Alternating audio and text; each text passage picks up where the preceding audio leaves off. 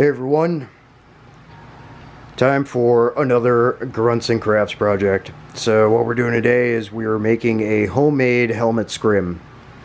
It does not have to be perfect. This is a scrim just to help break up the profile and the contoured profile of your helmet. Also, get rid of the shine on your helmet, paint it. So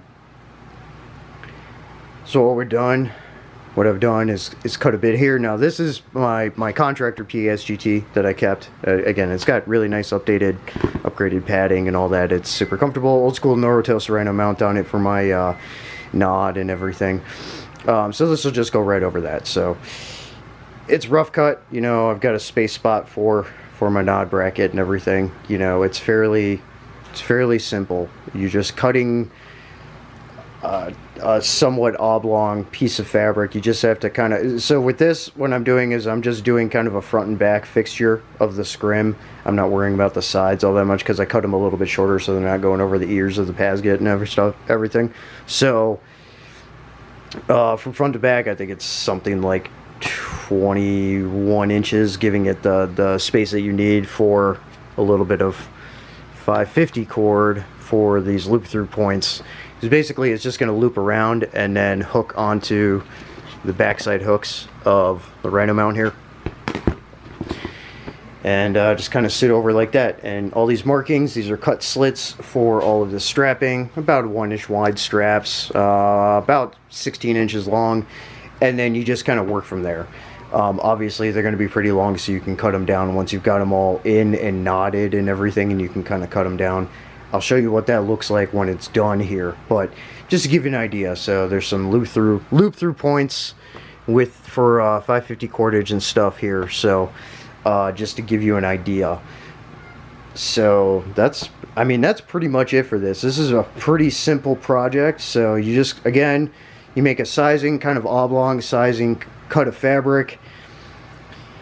Get the dimensions and size of your helmet and stuff, and just kind of cut it and size the fabric to you and that kind of thing. So yeah, that's about it for that. So it's, again, fairly simple. This is just a process of, once you've got all these cuts, slits cut and everything, and the eyelets cut for 550 cord, you just start feeding it all through and knotting it and getting it all to lay and everything, and then you can put it on the helmet. So I'm gonna, another point, once you've done that, again, this is all solid color, so if you're not using camouflage pattern fabric, you're probably going to want to take a rattle can to this. I'm not going to do that for this, but you'll get the idea. You know, kind of randomizing coloring like this. So that's what it would look like with a little bit of rattle can on it too. But again, I'm just doing solid color just to show you what it looks like in a DIY form. Just one of those things. So that aside, the whole process, really the thing that takes the longest is just feeding strips through and knotting them and everything, and then just getting it all on there and getting some tension with the cordage points at the eyelets and everything. So that's about it there. So let me work on that, and I will show you what it looks like on the helmet afterwards, after it's all done. Again, not going to throw a rattle can on it right now, but I will be doing that in the future, but just to give you an idea. Okay, so here's the finished product. So you see, doesn't really come all the way down on the sides, but there's enough coverage there where it's going to break up your profile. And again, this is solid color, so you're either going to need to use camouflage pattern material, or you're going to have to take rattle can to the scrim. Not a big deal. So it looks like in the back. Okay, you kind of see how that works. And then yeah, it's kind of connected up and under the brackets for like your rhino mounts and stuff, and then the same on the back. So looks pretty good, right? This is a pretty effective base scrim. Probably a couple of more slots on top too, just in a couple of more spots, which I can do at any time to add a couple more pieces up there. But again, that's breaking up your profile, right? And these, you can make the slots just a little wide, about somewhere between a half an inch, about a half an inch wide, maybe quarter of an inch to a half an inch wide. And then you can also stick a little bit of natural foliage in here too if you want, you know, that kind of thing. So overall though, not bad, right? Pretty effective. Pretty effective scrim. And you see with the materials here, you just go in and you just make knots and kind of have it sit in place.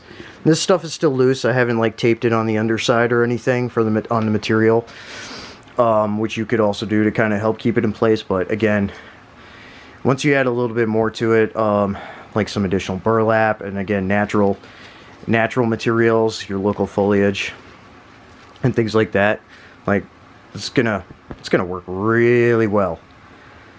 So that looks good to me. I'm very happy with that.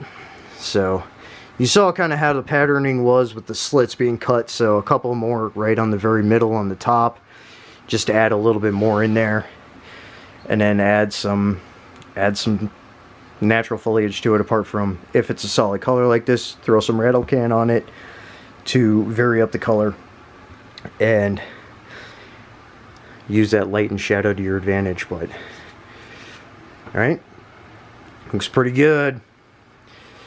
I'm pretty happy with that. So that is a DIY helmet scrim. For the sides, it can shift a little bit just because I did it on the front and the back. For the sides, I could just through one of these slits on the sides, just run a little bit of 550 down and underneath under the pads, you know, and tie them together underneath the pads and inside the helmet, and that'll help it. That will help keep it from shifting side to side. But it's in place pretty good here where it is. Cordage spacing, you just got to make sure if you're attaching it to the mount like this, like a little more old school, that it's excuse me, that it's going to work. Otherwise you have to do it a different way, just based on what you have. And then again on the back, just right on the back bracket. So freaking works, man. And you see I have the spacing there. I have the space for rhino mount for my nods. So that's what it looks like. It's good stuff. I'm very pleased with that. It looks good. So again, just got to throw a little rattle can on that to help break up the solid color. But I mean, Ranger Green's going to work in the woods anyway, but you know the drill. You know the deal. Add a little bit of 550 strands on there, and then add a bunch of natural foliage and stuff, and maybe some burlap or whatever, and you'll have like a straight ghillie top for your helmet then. But for a scrim, for this, like this looks pretty good, works pretty well. So that'll definitely break up profile. So all right, there you have it, DIY helmet scrim. Both for old school, and you can modify it however you need to for new school, for more modern, and cater it to your regional localized environment, because some camo patterns work, some don't, so you got to adapt, right? Mix and match too. So there it is. There you go, folks. On to the next one. Metal up. Out.